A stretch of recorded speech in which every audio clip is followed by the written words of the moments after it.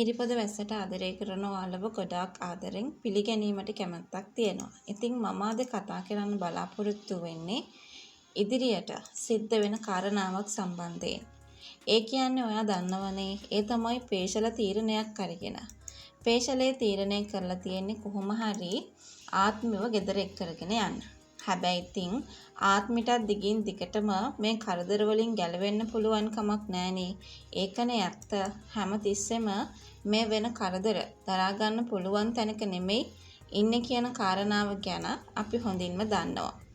ඉතින් මෙන්න මේ කරදරත් එක්ක අනිවාර්යෙන් ආත්මි මේ දෙයට කැමැත්ත පළ කරන්නේ වෙන හේතුවක් හින්දා. මොකද ඔය අරුෂ රවට්ටගෙන තියාගන්න ඕන. අරුෂ රවට්ටගෙන තියාගෙන ඊට පස්සේ එතනින් එහාට කරන දේවල් ගැන මේ වෙලාවේ කල්පනා කරන්න ඉඩක් හදාගෙන තියනවා කියන ඒ අපූර්ව කතාව ගැන තමයි මම මේ වෙලාවේ ඔයාව දැනුවත් කරන්නට සූදානමකුත් තියාගෙන ඉන්නේ. කොහොම වුණත් දැන් ආත්මිව අරුෂ් එක් කරගෙන යන අවංකවම කියනවා නම් ආත්මි නම් ওই වගේ දේවල් වලට කැමතිම නැහැ. අරුෂ් එක ගමන් බිමන් යන්න කැමතිම නැහැ.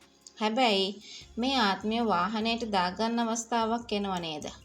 අන්න ඒ අවස්ථාවේදී කවුරුත් නොහිතපු විදියට අනිවාර්යෙන් දකින්න ඉඩ කඩක් තියෙනවා. ඒ දකින්න වෙන කාවවත් නෙමෙයි තිදැස් දකිනවා අරුෂ්ව.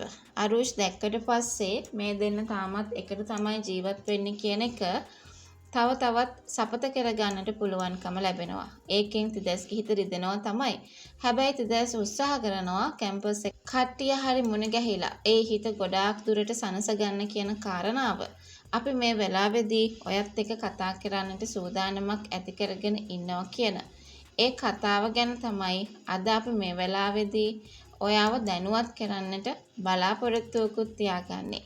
ඒ විශ්වාසය අපිට මේ වෙලාවේ හොඳින්ම කතා කරගන්නට අවස්ථාවක් ලැබෙනවා කියන ඒ කතාව ගැන තමයි මම මේ වෙලාවේදී ඔයාව දැනුවත් කරන්නට බලාපොරොත්තුවකුත් ඇති කරගෙන ඉන්නේ කියන ඒ කතාව ගැන තමයි මම මේ වෙලාවේදී ඔයාව දැනුවත් කරන්නට සූදානමකුත් තියාගෙන ඉන්නේ.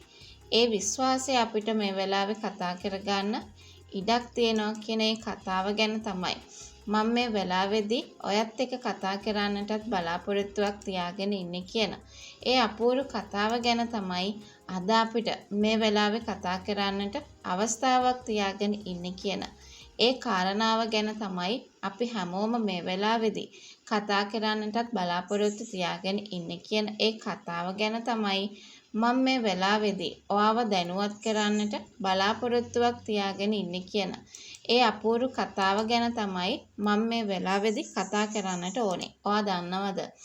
තිදැස් මේ ගැන දැක්කට පස්සේ තිදැස්ට අවුල් වෙනවා වගේම ඒ ඉතින් දෝනිගේ තාත්තා කියලා හිත හදාගන්නත් සිදුවේවි කියලයි මම මේ වෙලාවේදී ඔයාට මතක් කරන්නේ.